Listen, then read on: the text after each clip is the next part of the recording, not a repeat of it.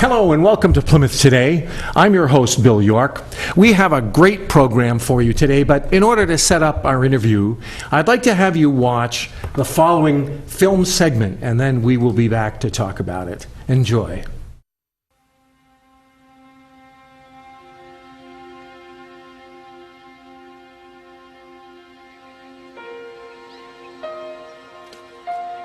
A stone breaks the water's surface, and a rhythmic circle of ripples rides out from the center. One ring gently nudges another, and another. The circles widen and spread. Our thoughts and actions can be like the stones, tossed out, making impressions. Sometimes we are not even aware of the impressions we give. So richly steeped in tradition, they quietly find a place in our history and slip their way into the next generation. Our children, with their tiny antennas, listen and watch. Even in their play, they take in our moves and actions.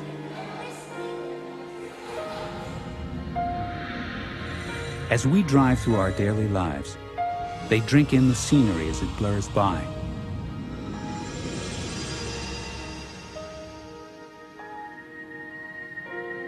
They listen intently to others.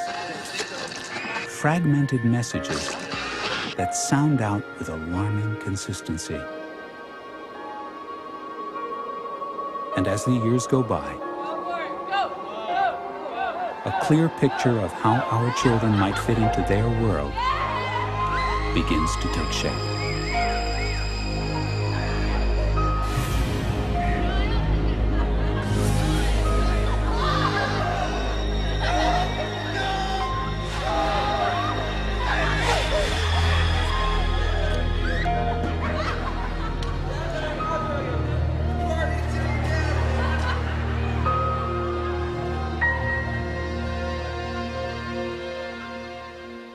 I know my folks care, but they just don't get how it is. Everybody drinks. You can't watch them every minute. Anyway, we used to have a couple of beers at their age. Hey, it's only beer. I've seen my old man put down a few. He's got a job, a nice house, a couple cars. I tried to talk to him about drinking. Buying booze ain't no big deal. But it doesn't do much good when they can get it anywhere. I could step out the store and in 15 minutes come back with a six-pack. Our friends thought they were doing the right thing. Somebody drinks too much? Just put him to bed. That night, I think she's gonna be okay. they put their daughter to I bed. think she had to drink. I think They turned her on her side. Let him sleep it off. They'll be okay in the morning. Who would have thought to take her to the hospital? They'll be okay in the morning. They'll be okay in the morning. Aaron? Aaron? Steve! I didn't know that you could die from alcohol poisoning. Oh my God! Aaron! Aaron!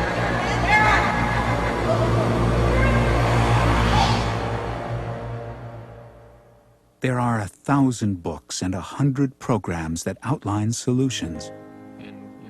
But they cannot gently lean into a young adult's life and nurture a better choice. They cannot take a walk through a city and begin to mend the scenery. They cannot hold a child in their arms and talk about a better way. But you can. Take a private look inward. Reflect on all that joins your past with your present, and take a good long stare at how younger eyes view the world. Then take these moments and give them a voice. Know your voice connects with an infinite number of others. Voices that all share the uncomplicated belief that if you toss a stone into still water, it touches off a series of soft waves.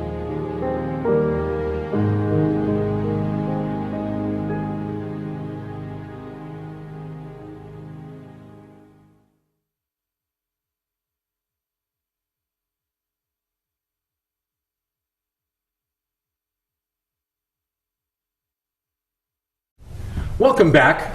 We hope that you have found that segment informative. And based around that, to set up our interview today, I want to read something to you.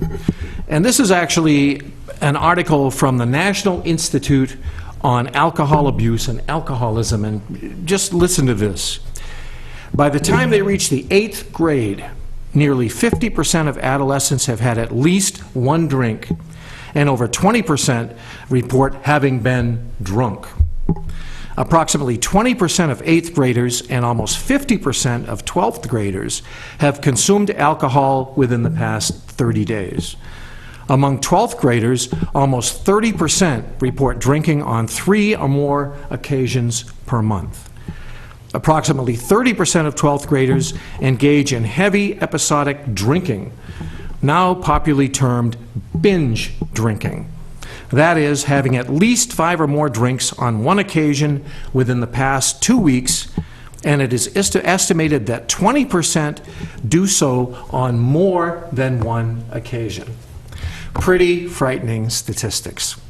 So with that, I want to introduce you to our guest this evening. On my immediate right is Heather Eichholz, who is from the New Hampshire 211 program. Welcome. Thank you. And next to Heather is somebody everybody knows, Deb Narrow, who is the Executive Director of CATIE, which is Communities for Alcohol and Drug-Free Use. Thank you. Great to have you guys here.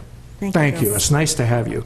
Boy, I'll tell you, as we read that opening, and we consider we're talking about 8th graders, so we're probably talking about some kids 13, 14 years old. Those numbers are big for adults. Mm-hmm. So obviously you have a lot of work to work with there. You know, it's amazing. This was, though, based on national numbers.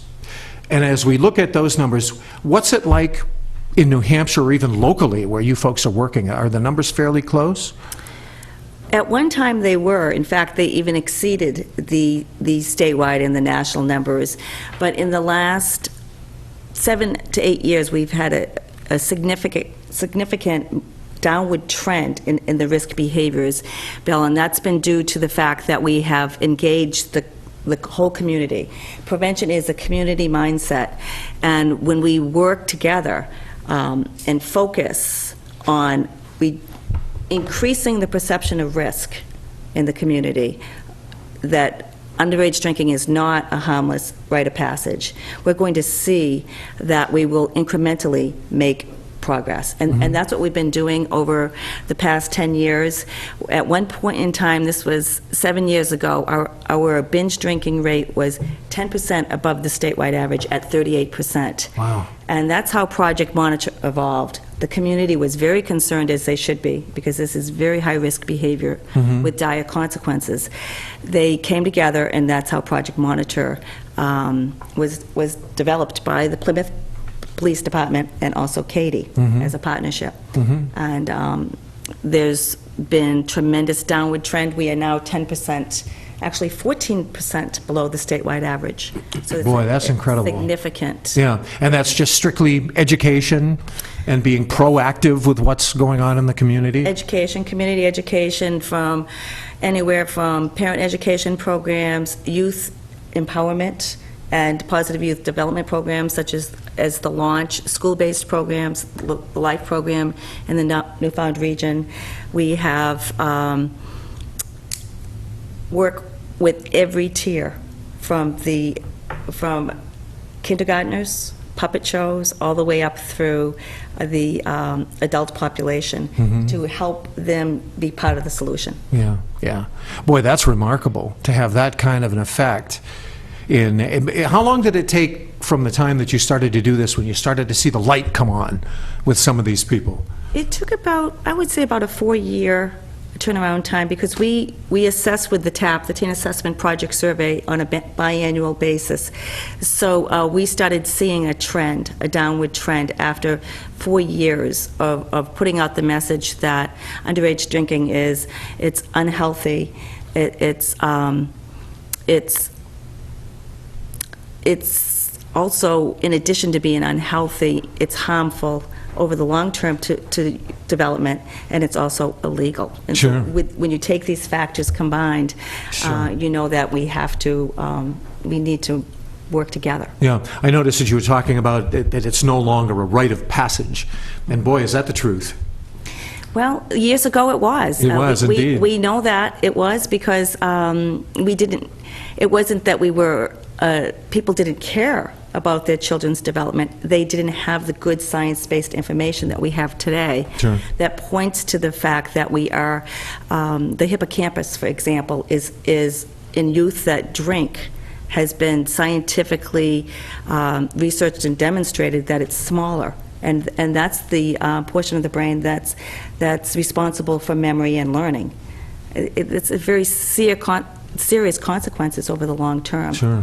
So it's health risks, it's public safety issue, and our chiefs of police will speak to that. Sure. Later in the program. Sure. As you stop back and think about what things were like when we were teenagers versus what it was like now, when the only challenge I think my parents had was worrying about going out and having a beer. But now you've got all the other elements that you deal with alcohol, with drugs, and all the other things that are unfortunately readily accessible to these young folks, and equally as dangerous, if not more so. Absolutely, and that's why it's so important that that parents are engaged as part of the solution. They have to understand that they are the #1 deterrent to drug and alcohol use. Their influence is very powerful. And once they understand the risks that are involved, it's not a matter of just taking away the car keys or providing a designated driver. It moves way beyond that because of the serious consequences that can happen to their child. As far as it could be criminal behavior, they could be a victim of crime, addiction, alcohol poisonings. When we look at alcohol, we know that it's 6 times more likely that a child will die from an alcohol-related, it could be an accident, or from alcohol, than from all other illegal drugs combined. And the other 2/3 are dying from alcohol poisonings, from falls off of roofs and balconies, drownings. These are all fights, homicides, suicide. These are all the consequences of youth drinking. And one thing I think society needs to understand is that when youth drink, it's not to sit down and have a beer or a glass of wine with some pizza and some friends and a social type of connection where adults are more likely to be engaging in with alcohol. They're drinking to get trashed, and that's called binge drinking. Right. And when they do that, these consequences that we just discussed are more likely to occur. Yeah, and you can tell that the positive effect that a lot of things that people are doing statewide. Because when my kids were in high school, you dreaded the graduation and prom season because almost inevitably there was a horrible accident and somebody was either badly hurt or killed. And you just knew that that was going to happen. But now you see chem-free proms and chem-free trips and, the other things that people are doing, and you rarely see, thank heavens, anything like that happening now. And that's what you just raised, one of the other sides of prevention. What we try to do is we try to prevent and reduce substance use. In order to do that, we also have to be increasing protective factors in a youth's life, whether it be in the family or in the community. And we do that by providing opportunities for alternative recreation. Because kids, face it, they like to get out there and they want to play with some risky stuff. Sure. So that means that we want to make sure that they have opportunities for rock climbing walls and for other,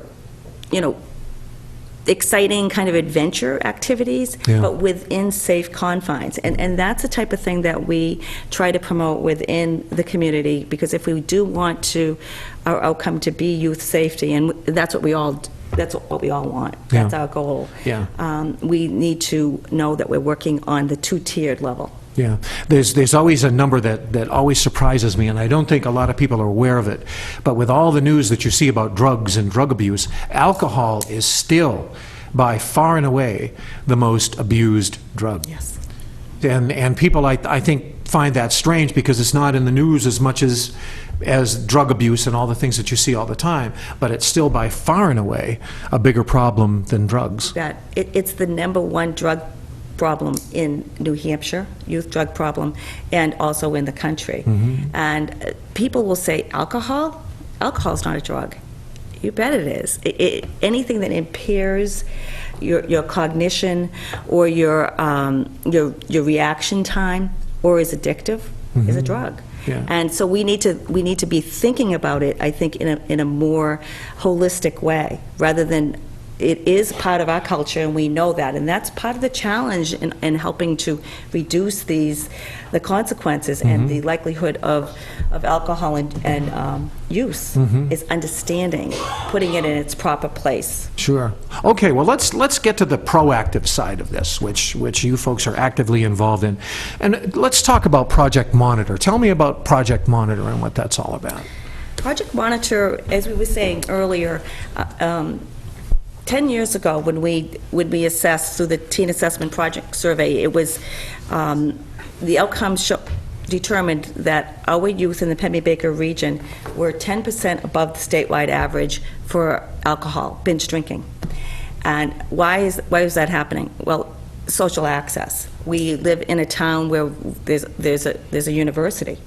That, of course, plays into the role. But more so, social access is friends, the older friends. It's adults providing alcohol to kids in a way. It's not retail access, because we always score very well in our alcohol compliance checks. But what it is, it's those friends that are enabling that behavior. And it also could be unlocked liquor cabinets, beer in the refrigerator. The best place to get beer is right next to the milk. Yeah. And so these are the things that we need to be aware of. And so we need to monitor the supply. But Project Monitor came into being because parents in the community were very concerned. So the Plymouth Police Department and Katie came together and said, we need to find a solution. And what we listened to what the parents had to say, and they said, you know what? It's a social taboo to be snitching. And that's the way they saw it, not as saving lives, because that's what we know is the ultimate outcome. But we listened to them. We said, okay, so what do you need? And they said, we need an anonymous reporting source. And Project Monitor was then born. We were, it was active out of the Plymouth PD, and also in the Newfound Police Department, and then it just spread like wildfire across the state. Before we knew it, there were 30 other sites that had Project Monitors, as well as the Grafton County Sheriff's Department, and we had other states calling us for information, and we provided technical assistance so that they could develop a similar program. We had that operated for, I believe, about 8 years. And then I met this lovely lady, Heather, at a coalition meeting in town, and she was speaking about the newly forming 211 network and how it was coming to New Hampshire. And a light bulb went off in my head. I said, 211, one centralized system. Easy to remember number. 211, call 211 to avoid placing a call to 911. And so we sat down and I gave her a call immediately after the meeting, and it took about a year to operationalize it. But that's how Project Monitor came into existence. It started small, and as all environmental prevention, because it impacts the environment, it just grew, and to the point now that it's now named Project Monitor Under 21, and it's a partnership with 211, the Bureau of Liquor Enforcement, and Chief Edwards will speak about that, and also the Bureau of Drug and Alcohol Services. Great. In New Hampshire. What a great segue to Heather. Let's talk about Project 211. Tell us about that. Sure. 211 has been around nationally since the mid-90s, and more recently it started in New Hampshire. We launched in June of 2008. We are a program of all of the United Ways of New Hampshire, And what we are is a comprehensive information and referral line that people can call when you don't know where to call for health and human service information, for resources, for things that you might be in need of, but not know where to ask for them from. And we provide a place where people can call, and they remain anonymous. It's a confidential call. We're not taking people's names when they're, calling in for the help. And trained information and referral specialists that are certified by a National Information and Referral Alliance are able to assist them by directing them to the resources in their communities and statewide that may be able to help them with whatever it is that they're going through. It could be anything from a parent looking for a youth prevention program that might be going on where Deb is, to a substance abuse program for themselves or a relative. It could be a veteran calling, looking for some support services. Really anything. A family in need of some food, maybe a local food pantry, and how to get to that in their local area. So we hear from everybody. We're a statewide program. We're 24/7. We're open every day of the year, including all of the holidays. And it's really taken off, I think, in the last 2 years quite well. Our first year of operations, we took a little over 16,000 calls. Really? And as of today, we've taken over 64,000. So we more than doubled our call volume in that second year. Yeah. Yeah. So obviously there's quite a need for both of these services. Yep. Yeah. Most definitely. Because with Project Monitor now, what you folks are doing is people are calling you, for example, if they're aware that there is, for example, an underage drinking party going to take place and that sort of thing. So, Would you like to explain Sure. how that? Yeah. The way that it works with 211 Project Monitor is that the caller dials 211, and the call is answered by a live trained information and referral specialist that can take the information from them that they may have about, say, a party going on at a neighbor's house, or maybe their son or daughter mentioned that they had heard about something at school going on somewhere where there was going to be drinking. And I think there's a lot of situations going on where there may be a parent present at home, but the parents may be supplying the alcohol and thinking that this is safe since it's going on in their own homes and they're supervising it. And we're providing a safe place for people to call and anonymously report that information. And we in turn take the party information and relay that to the local law enforcement immediately. yeah. Boy, think of the lives that saves. Right. My goodness. Where it's live and it's not information being left on an answering machine too is huge, I think. That's an improvement, Bill, from what we had locally. Is we had some systems that we would call slippage, and that was lost calls or calls that would be picked up perhaps after the party was in progress, and this was through no fault of any person. It was the systems, technical systems that were faulty. So when we could go to a 24/7, 365-day trained specialist answering the call, that was an improvement in a system where it was streamlined and simplified, and that was one of the advantages that we had. And the anonymous, it also, some things that we had heard in the past was small towns, people will recognize my voice, and that may then be relayed back to the parents of the child, and I'll be fingered and labeled, and that was a concern. Whereas now that it's in a remote access location and there's others involved in it, that minimizes that type of a problem. Yeah, because I noticed in the information that you had sent me, you're not only relaying information about a possible party, but also if there is one going on, that can be referred to the local jurisdiction and taken care of at that point in time as well. Right, and the authorities, the overarching goal of Project Monitor Under 21 is prevention, and it gives law enforcement the opportunity to connect directly with adults that may be unaware of the law, or to educate them not only on the consequences, legal consequences, but health and development as well. That's the hope. But if a call came in and the police department responded, they would then be in a place where they needed to enforce the law. Yes. And of course they would. Right. And that recently has happened, and perhaps we'll hear more about that. Sure, and that's a great time to segue. We have a great panel of law enforcement folks. On my immediate left is Eddie Edwards from the New Hampshire Bureau of Liquor Enforcement.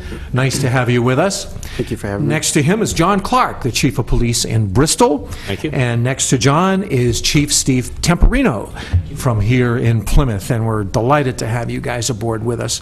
Let's talk about the collaboration between the different law enforcement agencies, because we see what's been set up here and the idea between what's going on, but it really falls to you guys to either intervene before this thing takes place, or unfortunately to intervene once it's going, and then law enforcement takes its effects and whatever happens, happens. But Eddie, let's start with you. Talk about your involvement with these folks and with these programs. Sure.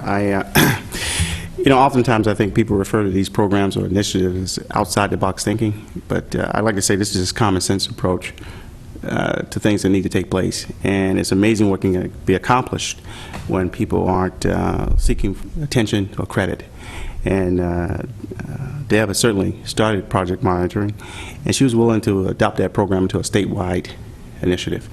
Heather's organization, 211, has been fantastic in working with us. As you know, the state maintained a 1-800 number for many years to report alcohol-related offenses. We dropped that number and picked up the 211 line. It just makes perfect sense. And 211 is also capable of fielding calls complaining about licensed establishments and relaying that information. And our greatest tool at the state level is partnering at the local level, because real change, prevention, enforcement efforts will take place by the local police departments, local prevention groups, parents, and young people. I like to think of our agency as just a resource. Obviously, we live in a controlled state, so the state of New Hampshire has an interest in maintaining proper controls of alcohol to optimize revenue. So with that in mind, we want to make sure that young people are not exposed to alcohol, they do not obtain alcohol, and that alcohol is not being overly consumed in the state, is being consumed in a responsible manner. So again, most of our initiatives and programs are designed to partner and strengthen local communities and be there as a resource for them. Interesting. Chief Clark. Thank you. I think a couple things. I think Debbie made a couple of very good points. The initial onset of this, one thing that I feel it's important to give Deb and her colleagues credit for in this area also was the establishment of better laws for us to do our job. I know when Deborah was with the state legislature, she worked with some students here at Plymouth State University. One of the young men involved was from a group over in Dover called Dover Youth to Youth, which has been very active in life-related type issues for young people in the Dover area: drugs, alcohol, family safety, those types of things.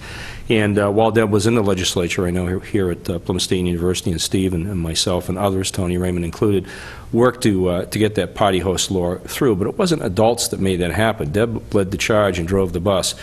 But the students and the young people on there told her where to go and helped her get that through. And it was a very, very important law.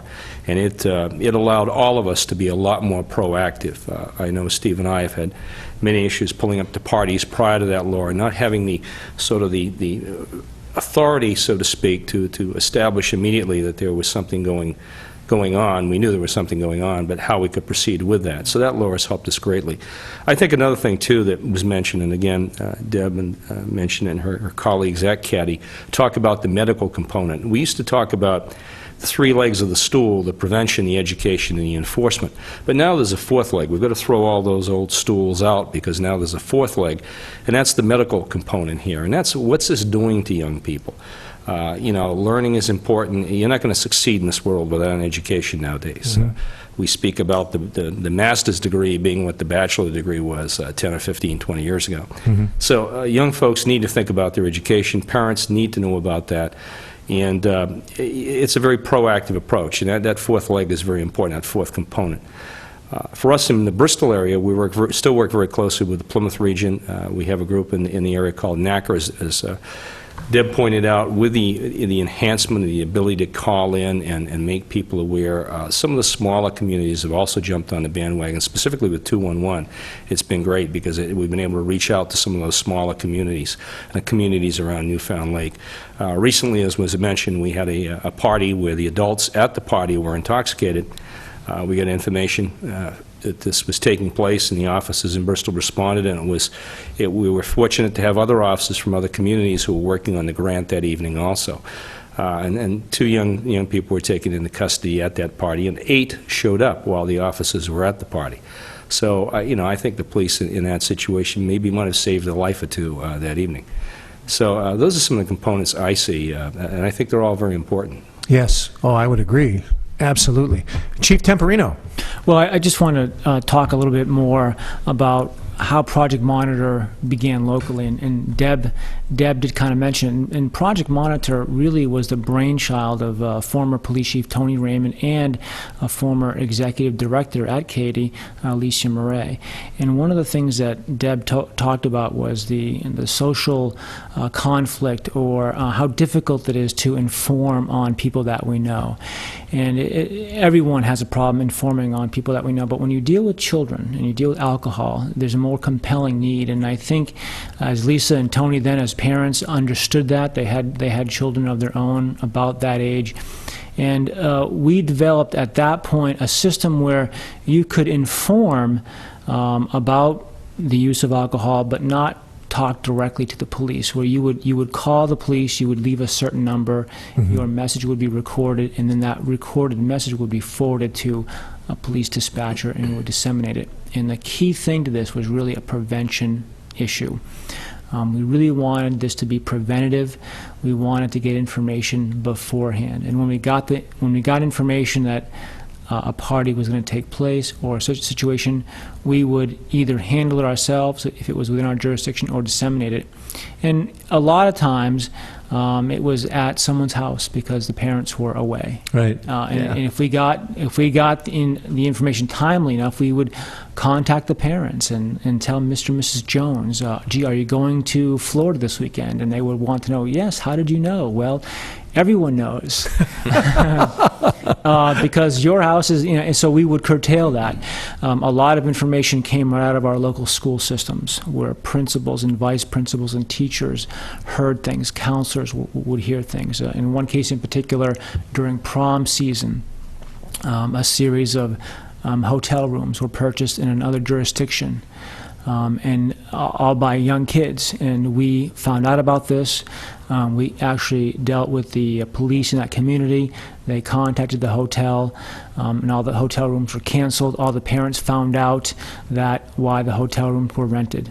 Situations like that, we often come across kids who have told their parents they're staying at their friend's house, and their friends tell their parents they're staying at their other friend's house, and we all know what's going on there. So it really provided for us a really good system to monitor, to facilitate change in a way that everyone wins. No one was getting arrested. We were building good inroads with the community, with parents and kids. However, there were situations where we would get telephone calls directly when the event was in progress.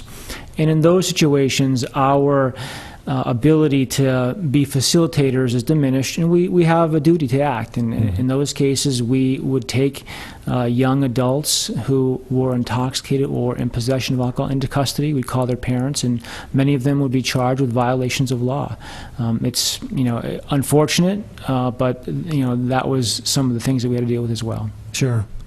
How did you find in the initial stages of the program, when you called parents and said, gee, this is going on, did you find that they were skeptical, or did they right away say, uh-oh, and take action? Everybody wants to think the best of their children. That's right. I think that's what I'm getting at. Of course. Yeah. So oftentimes we would meet some respectful resistance. But the more we told them, and the more they made phone calls and inquired of their kids, they found out that we were actually right. And I can recall one situation where we actually had a young girl in custody who lived in another jurisdiction, and we called her house and told her parents at 2 o'clock in the morning that she was in our custody, and they wouldn't believe us. They said, no, she's upstairs in her room sleeping. And I said, well, you better go check. Yeah.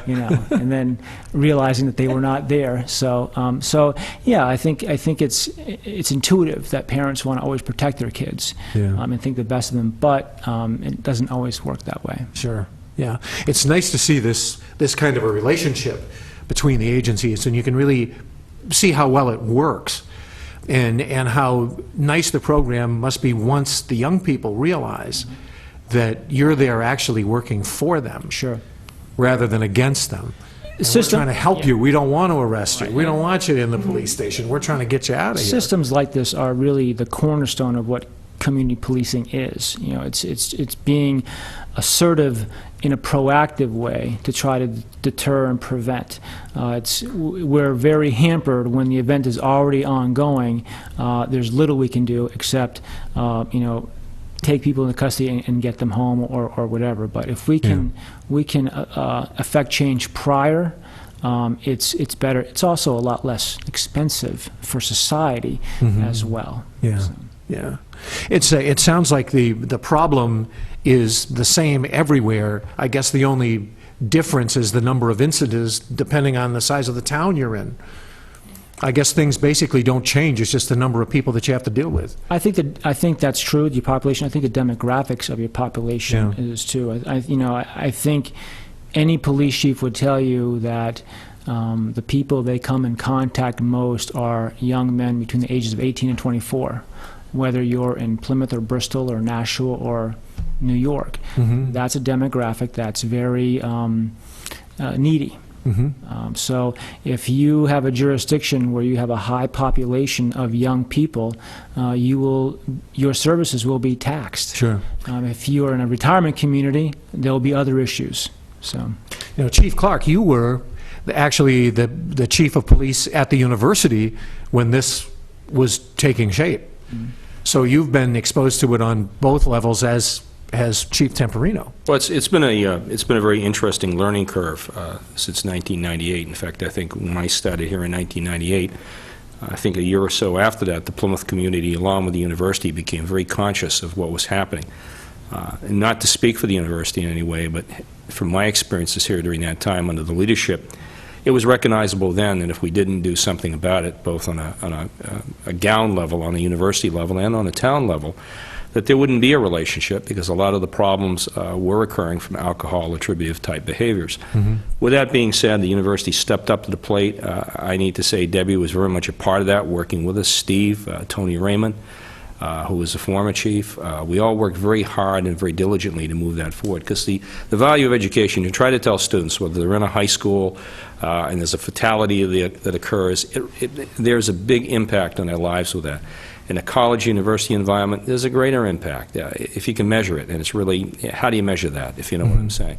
But when you have a death in a university environment from an alcohol-related issue, whether it be an accident or it's contributed to some other type of situation, it's very, very significant. And I think we've seen recently from some deaths that have occurred across the state with irresponsible behavior regarding alcohol and drugs, but specifically alcohol, how it affects that student life in that institution, whether it be a high school or a college or university.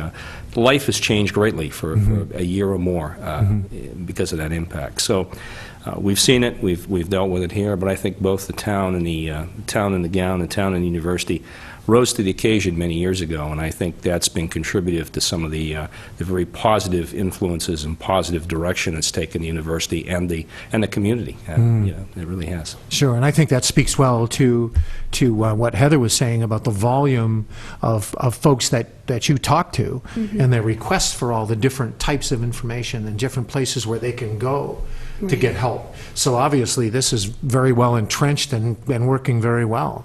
Right. And I think the another piece of it that's working really well is that we use one centralized database at 211 for the entire state.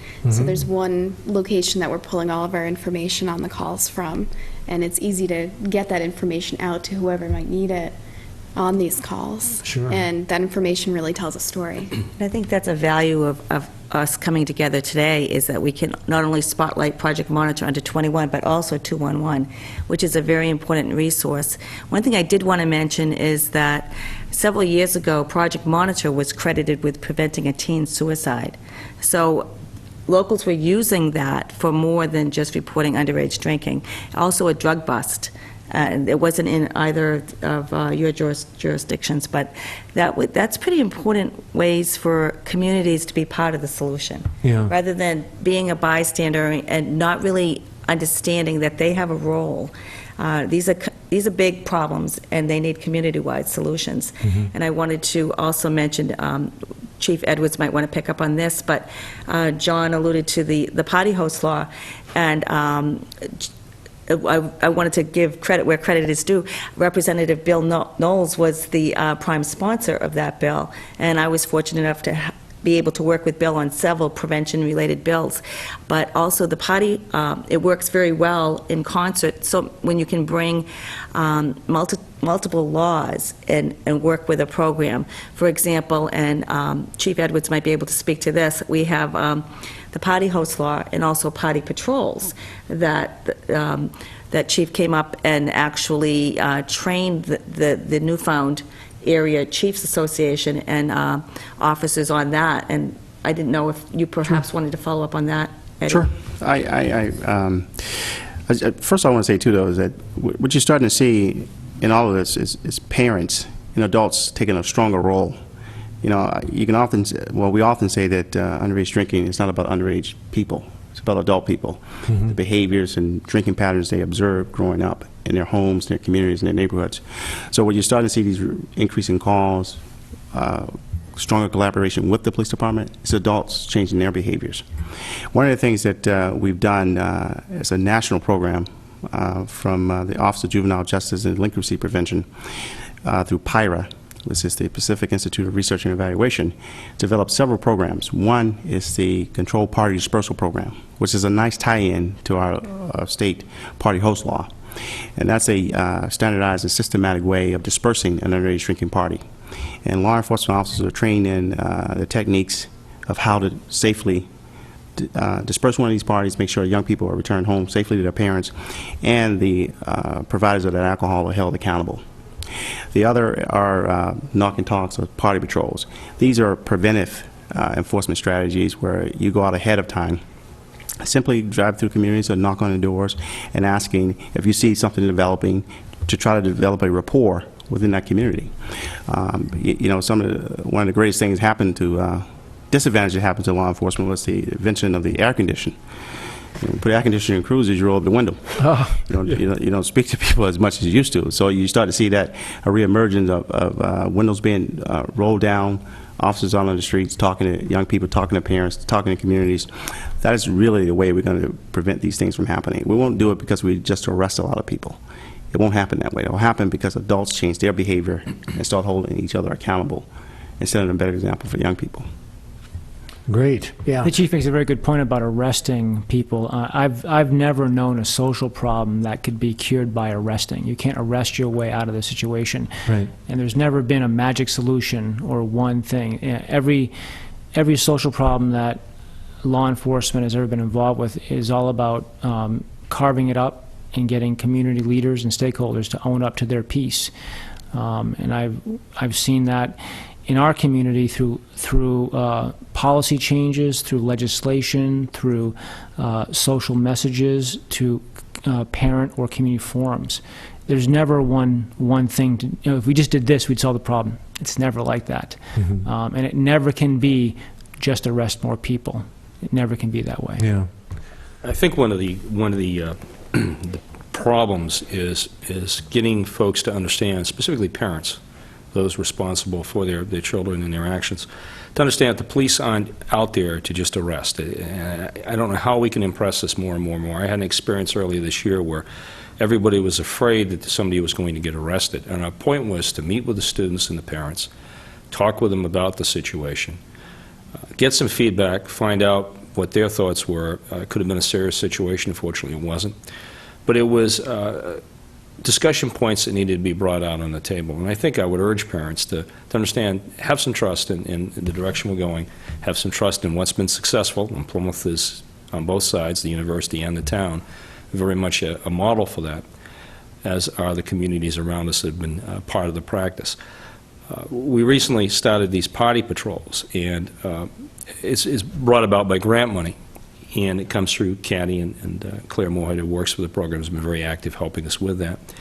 With that being said, a lot of people have come up to me and said, why do you folks publicize this? It's in the paper. Well, it's not about a roadblock around the corner that we're going to catch you in. What it's about is that prevention message going out there, making people aware. Hopefully people coming to us, as happened in our situation, and I know a couple others, making us aware of something so we could prevent people from getting injured and hurt and killed. Yeah. And it's very hard to educate that curve, if you follow what I'm saying. But that's the direction where we're headed. That's the curve, and we're sincere about it, that, this isn't all about arrest. It's very much not that. Yeah. It's amazing how the whole focal point of law enforcement has changed, with regard to these particular issues. And you can really say or feel in listening to you folks how strong that is. And in particular from the point of view of the parents, when they realize, boy, this really is an issue, but you folks are out there trying to prevent an accident or trouble before it happens, and a very proactive and sophisticated approach. And I wanted to put this plug in for our law enforcement. Many people don't realize that the pledge that they take to protect and serve is about prevention as well as enforcement. And prevention is simply protecting what we value in our communities and promoting public safety. And they do that through education.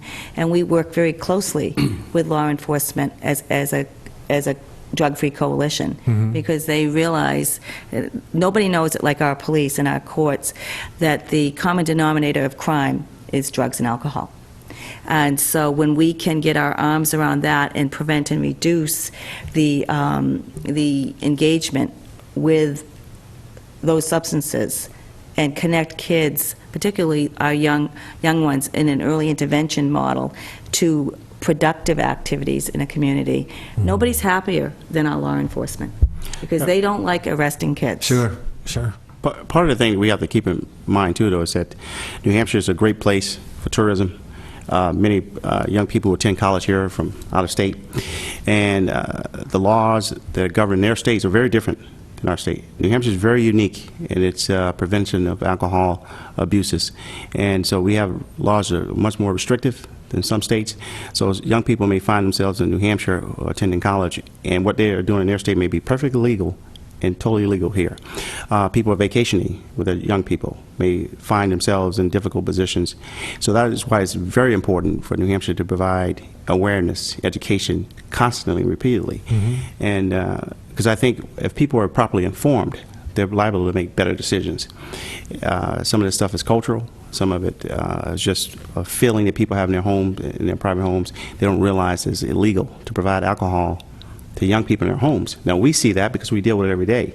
But many states across the country, that's not illegal. So I think when people live here in New Hampshire, they vacation here, or they attend college here, those dynamics change dramatically for them. Wow, that's a great point. And I'm sure a lot of people don't think about it in that respect. I mean, it'd be interesting for you folks having to deal with a good-sized university, and I'm sure you run into that. I think one of the points that need to be made to our activities. I know the university many years ago started tightening up on activities with alcohol. They also enabled activities which were sort of not allowed, such as the spring fling, and it came with a lot of discussion, but enabling students to do things that they want to enjoy doing and providing positive activities for them. And that's very much a part of it. I recently attended an activity in the community not far from here where the drinking started as soon as the activity opened. And it wasn't contained, it wasn't monitored, and I need to tell you, even as a police officer with a number of years in this business, I felt very concerned about my safety and that of others at this event. And it definitely had a number of young people, and you know, I'm not going to bet my life on it, but I probably would. There were probably a few there that I saw that were very much underage. And I'm not being critical of that, but I think you know, you want to prevent the disaster before it occurs. Sure. And you've got to tailor those events to being positive. They've got to be good events. And if there is drinking allowed, it definitely needs to be monitored, and there needs to be a program to monitor that. And it needs to be responsible. And those are some of the things that if they're not taken care of, things go awry very, very quickly, and set that culture that, well, it's okay to go and be 17 years of age and drink. An analogy I want to use, I think, is in law enforcement, we tell our young police officers that, you know, you're going to get injured or killed going to a domestic or something like that. Well, the biggest killer for our police officers right now are motor vehicle accidents, and we don't do enough training in that. The same analogy I'd make to parents. It isn't about inviting all the kids over for a graduation party and taking the keys away. It doesn't work. Right. No more than it works for us not to provide enough training for those driving our police vehicles, if that makes sense to you. So maybe two different worlds there, but I think the analogy speaks to what I'm trying to say. So. Yes, I think it does. It's an interesting thing when you see the figures that we were talking about as we started the program, when you were talking about young police officers and domestic disturbances and things like that. It's amazing to me the percentage of domestics that these police officers that will go to that are rooted in alcohol, where either one or both of the parties are inebriated. And so you can see if a 14-year-old is binge drinking and continues that process, and all of a sudden we're adults and we're married, and you can see the problems that are manifested from that right from the time that they were 8 years old. So, you know, I think that only brings the problem even more to light, and the strength and the importance of what you folks are doing. If you just look at the costs associated with this, you know, New Hampshire is, our total cost for underage drinking is about $181 million a year. The cost of the state of New Hampshire, and that's from lawsuits, work productivity, hospital room visits, enforcement. And the general fund receives about $142 million from alcohol sales. So, you know, we're almost, $40 million off the mark. And just making up the cost is contributed to underage drinking. So if we could just do a better job of stopping, preventing young people from drinking until they reach the age of majority where they want to consume, if that's their choice, and reduce the number of hospital room visits, the number of assaults, the number of car crashes. New Hampshire this year experienced a 47-year low in alcohol-related fatalities. But we have a long way to go. And New Hampshire leads the country in a lot of different things. But I think we can do a better job. And I think when you see programs, you see this collaboration that you see today, I think New Hampshire is well on its way of being a model state, a flagship state in this country to control alcohol. I think you're right. Well, this is great. Well, I thank you so much for being with us. This has been fabulously informative. And I love doing programs like this because I get to enjoy and learn all of these things too, which is fantastic. But Chief Edwards, thank you, sir. It was so nice having you here. Chief Clark. Thank you. Chief Temporino. Thank you very much. Deb Narrow. Heather Eichholz. I got it right twice. Pretty good. Thank you for being here. I really appreciate it. And I hope everybody has gotten an awful lot out of this program. This has been a ton of information, but so valuable. Share it with your young people. Make sure they sit and listen to this. If they're not familiar with it, it's going to be so helpful as they get older. Help your kids, and peace of mind for mom and dad at the same time, too. So something here for everybody. Thank you all again. And thank you for watching. And until I see you again for Plymouth Today, I'm Bill York. Thanks for watching.